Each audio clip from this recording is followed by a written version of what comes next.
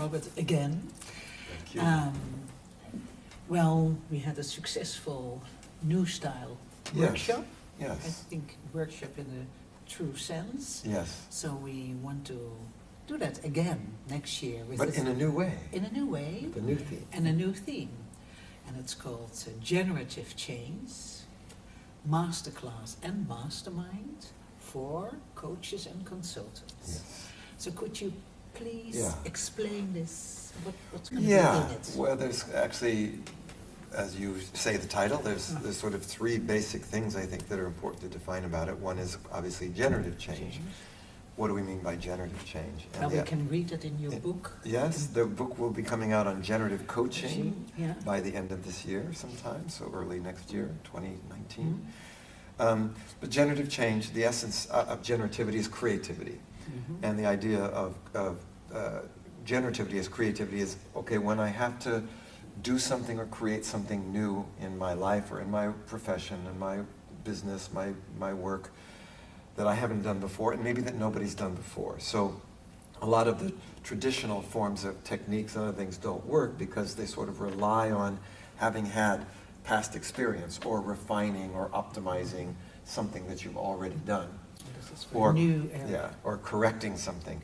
Whereas in the notion of generative change, more and more in our world today, it's an absolute necessity. We can't continue doing what we've done before. Even, again, trying to do the same thing in a changing world is not possible. I have to constantly adapt and do things in new ways and different ways.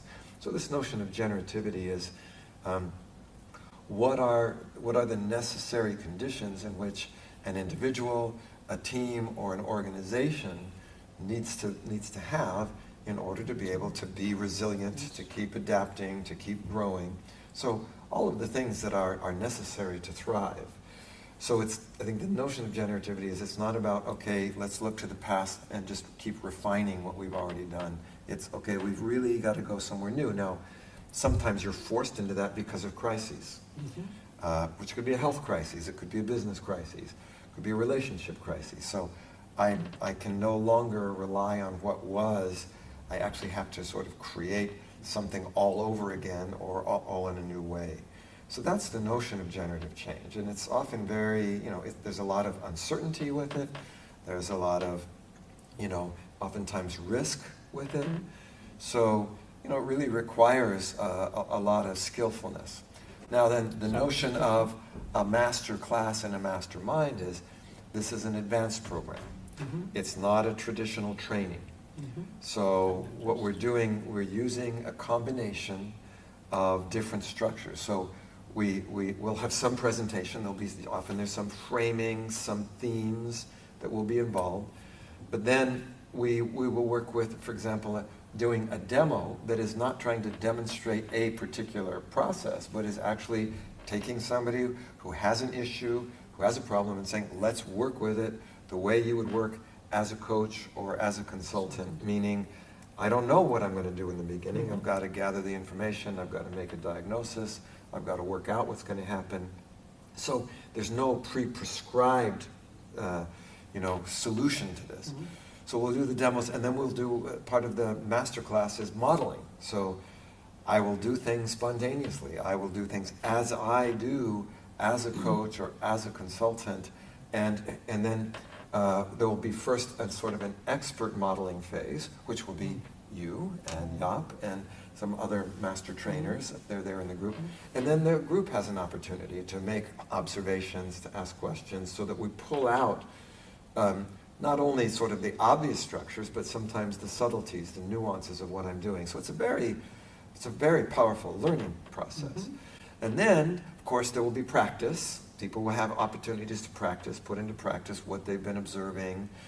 And one of the other key features of this Masterclass Mastermind is we do these so-called Mastermind Groups, which is a form of collective intelligence, where we will bring themes, issues to small groups. So the bigger group will form smaller groups where people will share observations, share resources, share solutions. So it's a very powerful and often energizing form of interaction. We call it a form of generative collaboration.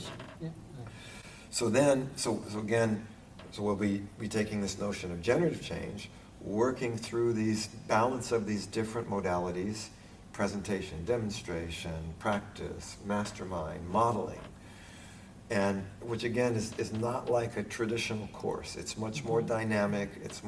There'll be moments of more spontaneity. And then the final part of, okay, it's for coaches and consultants. So the idea is that currently the way that we apply generative change, one is in the area of generative coaching, which is what the book is about. But we've also, from the success factor modeling work, have been developing an area called generative consulting. So now, what's the difference between coaching and consulting? Well, coaching is a focus on the individual. Even if I'm doing executive coaching, I'm coaching the executive. Consulting will include the individual, but the focus is on the venture. The focus is on the organization development rather than just the personal development. Now, personal development is often involved in organizational development, but the issues in consulting are quite different than just in coaching. You are looking at a much bigger picture, often a more complex system of what we call a wholearchy, meaning a whole series of different wholes: individual, team, division, organization, market, economy. And can that all be demonstrated in half an hour? Well, parts of it certainly can be. I mean, I think the question is, whenever, the time frame of coaching is different than the time frame of consulting, in the sense that when you're consulting, it's kind of ridiculous to think that you're going to find the solution in a half an hour. In fact, I would avoid a consultant that would do that, because usually there's much more to be understood and gathered. However, you are working in, there are, what we will be saying is, in both the generative coaching and generative consulting, there is a series of steps. And these steps they are generally, sequential, meaning to get to step 3, I have to have done step 1 and 2 pretty adequately. So even in generative consulting, for example, you need to do some kind of gathering information, make a diagnosis. Well, maybe that can be done in half an hour. Another part is you have to make a plan. That can be done in half an hour. Another part is you have to look for obstacles and look for challenges and how you're going to address them. That can be done. So we'll be breaking it down. We're not going to be saying, okay, you can do, when I'm working on some consulting projects, it might take weeks, months, but it still follows a very, especially, now again, you have to remember, when we talk about generative consulting, it means this company, this organization, this team has got to do something they've never done before, maybe no team, no organization has done before. So it's a special case as well. And there are certain key processes and steps that make this work. For example, the use of multiple intelligences. Traditional consulting basically is completely limited to left brain, linear, logical, things like spreadsheets. All the key performance indicators are these kind of left brain things. And yet what we know is, from the success factor modeling, the most successful, the highest growing companies in the world do not simply operate off of left brain, what we call digital KPIs. You've got to have qualities of multiple intelligence, a high level of what you could call field intelligence, a certain level of motivation, energy. This is a whole other animal than trying to go in and optimize some process that's already in place. Generative consulting is something that PricewaterhouseCoopers doesn't know how to do, that Ernst & Young doesn't know how to do, because it's taken as a completely different area. Okay. And, well, from being at a success factor modeling, it's also very fit for the people who work by themselves, their own business. Huh? It's not just for the youth. Sure, absolutely. I think that's thank you for bringing that up, because when we talk about this, whether you are a business of one, we call a solopreneur, or you're a company of tens of thousands, generative change still has the same elements to it. Yeah. And so, in fact, I think, especially people who are operating as independent coaches or consultants, this will be a really important program for them. the way that we do both the generative coaching and the generative consulting processes is you take turns being on both sides, right? You are the consultant, but you are getting consulted. So you know what it's like. What does a client of a consultant expect? What do they need? So I think and part of our goal is in this course is we're going to sort of have people when they apply, they can submit various cases either for coaching or consulting, and then we will make sure that we select so that you get a good range of examples so that you're really getting across this process. Now again, this is not a traditional training, so we're not saying that, okay, first of all, especially in 3 days, nobody's going to walk out of there if they're starting from nothing being a coach or being a consultant, but they're going to be adding skills, insights, understandings that are going to really, that will make a big difference. It's a master class, it's for master practitioners. It's for master practitioners. So how does it add on that? Because they do have... Well, first of all, again, the whole notion of generative change, in this program that we just finished, we were calling it multi-generational NLP, and then generative change is actually a sort of product of multi-generational NLP. It's a kind of first of all, it's a particular area of application, that is generative change, something new. It's not about how do you fix a phobia. It's not about, how do you deal with somebody's habit.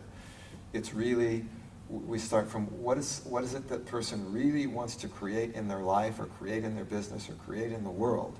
So it's about creating, and so it's a very unique area of applying. The great thing is, the reason that we want people to already have master practitioner is we literally want to build from those skills into new areas, not simply kind of repeat how do you use what you already know in order to do something. So I think we say it includes and expands. So it's everything that people have known at their master practitioner is going to be relevant and helpful. But it's going to show you some of the feedback, for example, we got from people in this program is it really expanded their understanding and their idea of what they can do with their master practitioner tools and resources. So I think this is like, absolutely excellent process. With what they learned and how to create. I also think that by the time people get to be a master practitioner, you are more interested in these creative uses of what you know and doing with new things as opposed to coming just to another class. So this is why we think this master class, mastermind, and modeling is so much more suited to an advanced group. So it's not just more of the same and adding a little bit more to your toolbox. It is actually really learning how to use that. I mean, it's not that you don't get some new tools, but maybe you're going to have new tools, new things. So, I mean, there are definitely going to be things that people will learn. It is a master class, but at the same time, it's a different modality than a typical practitioner, master practitioner training. And I find it exciting because it's like you never know what comes up, but will emerge in the group. That is part of the generativity, we say. I don't know. I'm curious to discover what's going to happen. And that's also what we are. For that next program, we'll be curious to discover. We have lots of ideas, but we'll be curious to discover what happens. What happens with you too, maybe.